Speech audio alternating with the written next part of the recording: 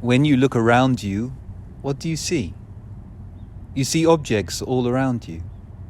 Objects comprising themselves and other objects.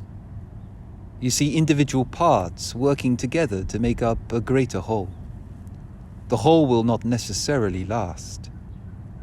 Objects assemble with no promise of permanence, but with every promise of transience. A tree remains a tree, roots, a trunk, and a crown. A river always flows into a new form. A mountain is made up of minerals created by heat and pressure, the work of some antediluvian artist. But what if neither the parts nor the whole exist? Perhaps the objects around you, swirling in their constant flux, are merely imaginary. Perhaps those around all only exist inside your mind. For that matter, what if you don't exist? Can you ever really know?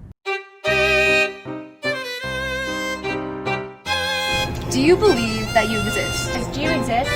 Do you think that you exist? Do you think that you exist? You exist.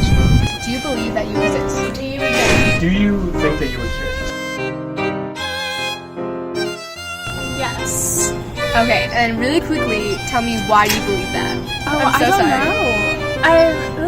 Yes. Okay, do you know why? I would say that I exist based on my own experience of my existence. Yes, I do. Why do you think that?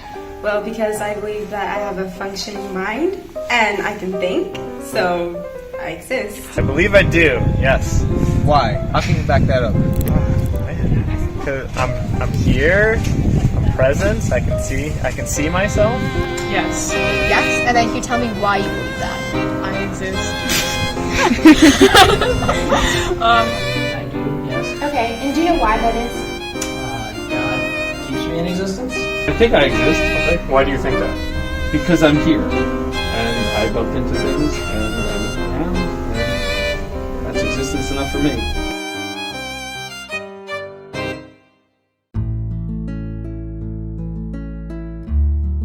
René Descartes started his journey in a state of radical doubt. He assumed everything, even his existence, was not fully determined. He concluded that he could not trust his senses, especially sight, because, he said, I can only know how things appear, and not what they really are. He said that our eyes are deceptive, in that when it is dark we often mistake objects from each other.